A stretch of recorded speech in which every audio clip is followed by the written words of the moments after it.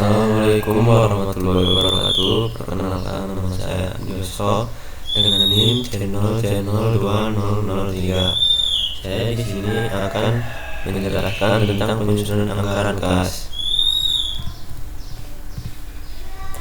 Pengertian anggaran kas. Anggaran kas adalah prediksi aliran keluaran masuknya uang yang direncanakan perusahaan di dalam suatu periode tertentu, beserta penjelasan tentang sumber-sumber penerimaan dan pengeluaran kas tersebut. Pengertian anggaran kas. Anggaran kas adalah perencanaan mutasi dan posisi kas jangka waktu tertentu yang terdiri atas 1. Perencanaan penerimaan kas atau aliran kas masuk, 2. Perencanaan pengeluaran kas atau aliran kas keluar, 3. Penetapan sisa kas minimum. Pentingnya anggaran kas. Kas berfungsi untuk membayar semua aktivitas yang dilakukan perusahaan, baik dalam operasi sehari-hari maupun untuk investasi. Karena itu, bagi perusahaan memiliki alat pembayaran dalam jumlah dan waktu yang tepat akan sangat bermanfaat positif bagi perusahaan. Kekurangan uang akan menyebabkan perusahaan tidak dapat membayar berbagai aktivitas operasi dan investasi. Pembelian dan pembayaran bahan baku akan terganggu. Pembayaran biaya tenaga kerja akan terganggu, dan pembayaran biaya lain akan terganggu. Sebaliknya, kelebihan uang pada suatu saat melebihi kebutuhan perusahaan, menyebabkan terlalu banyaknya uang yang menganggur, padahal seharusnya uang tersebut dapat dikelola secara lebih optimal, baik untuk kepentingan perusahaan.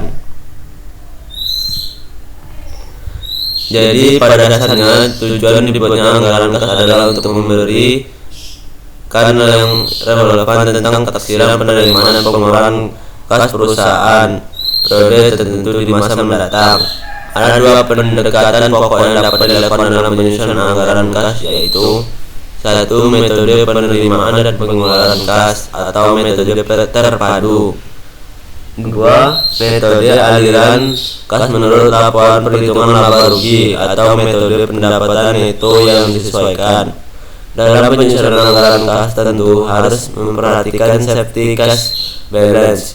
Safety cash balance merupakan jumlah kas minimal yang harus dipertahankan oleh perusahaan agar dapat memenuhi kewajiban finansial pada setiap saat diperlukan. Faktor-faktor yang mempengaruhi besar kecilnya safety cash balance adalah 1. Bandingan antara aliran kas masuk dan aliran kas keluar, 2. Penyimpangan aliran kas yang diperkirakan, 3. Adanya hubungan baik dengan pihak perbankan. Pentingnya anggaran kas. Terdapat suatu format yang dinilai baik dan sistematik tentang penyusunan anggaran kas. Kas sekaligus laporan arus kas suatu perusahaan. Aktivitas pembiayaan adalah semua aktivitas yang berkaitan dengan upaya untuk mendukung operasi perusahaan dan penyediaan kebutuhan dana dari berbagai sumbernya beserta konvensinya. Aktivitas operasi: 1. Penjualan produk perusahaan, 2. Penerimaan piutang, 3. Pendapatan dari sumber luar usaha, 4. Pembelian bahan baku atau barang dagang, 5. Pembayaran biaya tenaga kerja, 6. Pembayaran biaya overhead, 7. Pembayaran biaya pemasaran, 8. Pembayaran biaya administrasi dan umum. Aktivitas investasi adalah berbagai aktivitas yang terkait dengan pembelian dan penjualan harta perusahaan yang dapat menjadi sumber pendapatan perusahaan.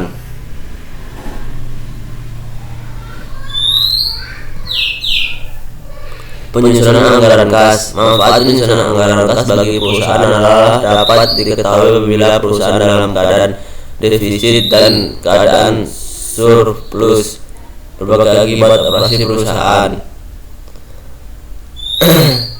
Pada tabel 9-2, anggaran biaya tenaga kerja langsung untuk kecap sedang besar 1.100 dihitung dengan cara JKST kali TUST, yaitu 2,2 jam kali 500 sama dengan 1100, atau PXBT KLSP, yaitu 22 botol kali 50 sama dengan 1100.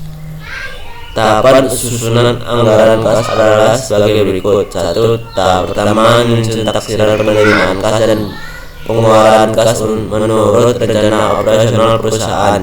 2. Tahap 2, penyusunan taksiran kebutuhan dana yang diperlukan untuk menurut defisit dan menyusun taksiran pembayaran bunga utang beserta waktu pelunasan pembayaran utang tersebut, atau penyusunan taksiran pembelanjaan dan dana karena adanya dana idle setelah diperhitungkan safety cash balance.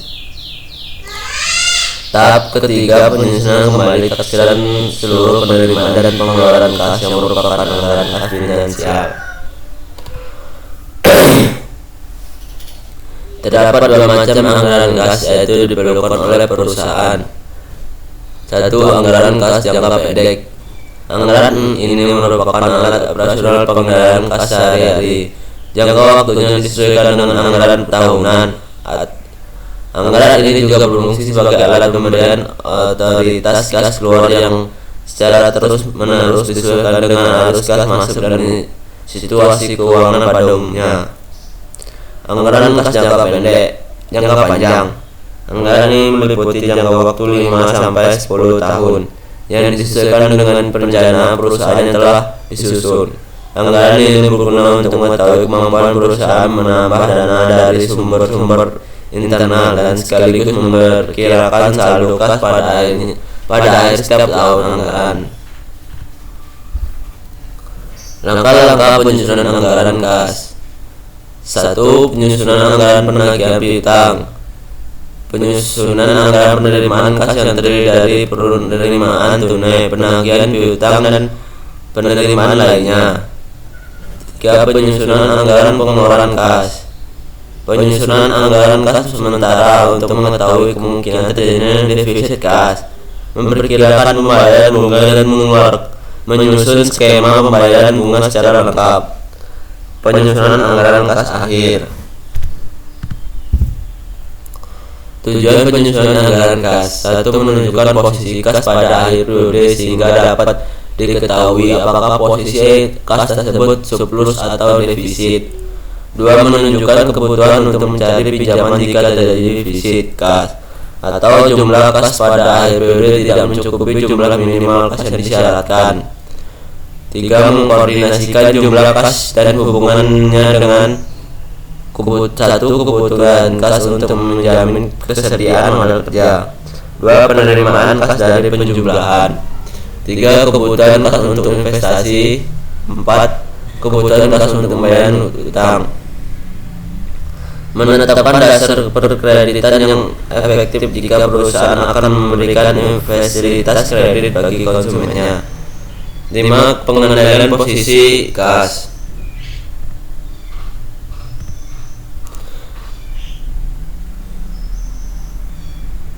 Perhitungan beban penghapusan piutang tiap triwulan 2% dari jumlah jualan pada triwulan bersangkutan. Misalnya pada triwulan 1 2% kali 24.400 sama dengan 488. Perhitungan beban depresiasi alat penjualan tiap triwulan 3% dikali 100.000 sama dengan 3.000.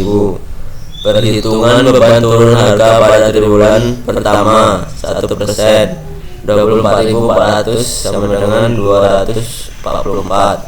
Triwulan kedua 1% kali 25.500 sama dengan 255. Triwulan 3 2% kali 26.750 sama dengan 535.